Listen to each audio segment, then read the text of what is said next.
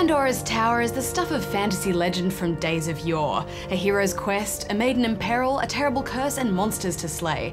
Beginning with a beautifully rendered opening cinematic, you're thrust into the adventure almost immediately.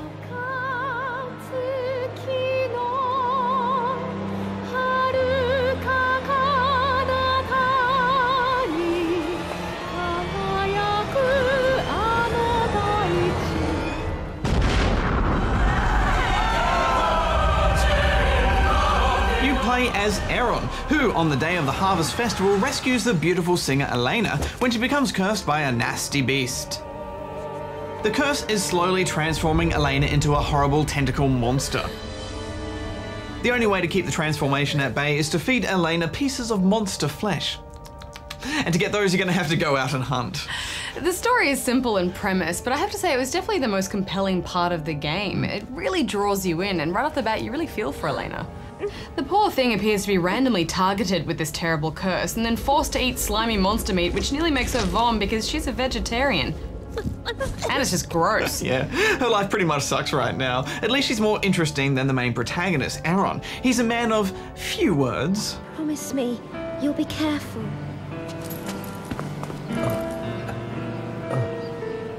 But he's clearly in love with Elena, and you feel suitably charged with the task of breaking the curse that's taken hold of her. Yes, and to do this you must travel to 13 different towers within an enormous castle and return with the flesh of 13 master beasts. And it's only once Elena has consumed this master beast flesh that the curse will be broken. I love the way they've set up this world and the lore, Bajo. It's awesome. Yeah, I love the dark themes and the mysterious locations. The concept of the towers resting in the center of this giant chasm held together with enormous chains to prevent the chasm from widening, and it's these chains that Aeron runs down each time to get to the towers. It's wonderfully imaginative and just good fantasy. Your go-to guide for all things curse breaking is a creepy old woman called Mavda. She appears out of nowhere and seems to know everything about how to break the curse and how you should go about doing it. I got a dodgy vibe the moment I saw her, Hex. If you don't eat it, your fate will be sealed. And there'll be no happy ending for you and young Aeron. But she is pretty helpful.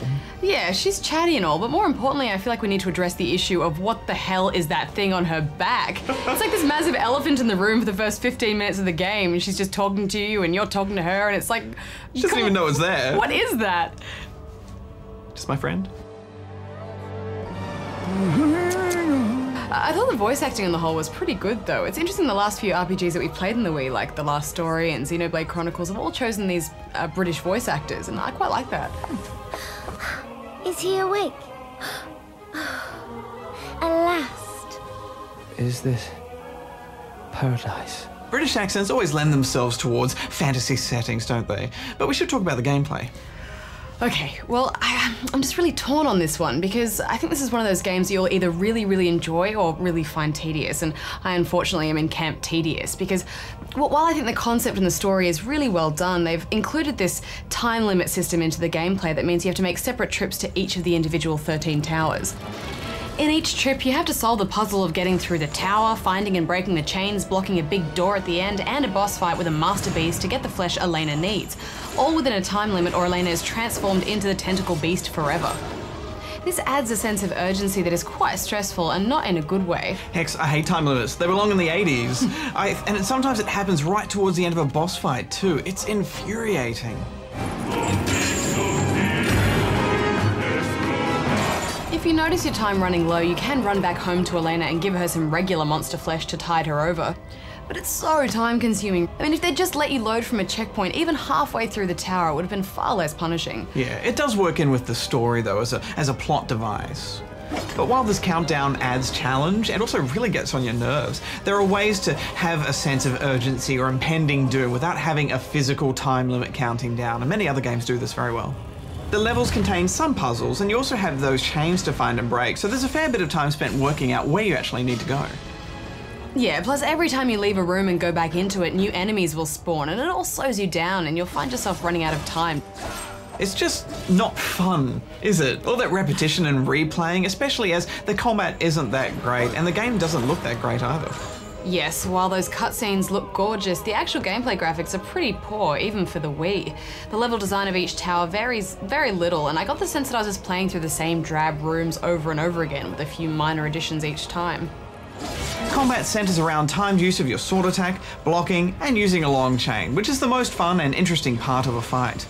You can wrap the chain around an enemy while you hold the other end and yank it out, use the whole thing to bind an enemy while you hack at it with a sword, or tie the enemy to something else. I like tying two enemies to each other or using the chain to pull a weapon out of an enemy's hand.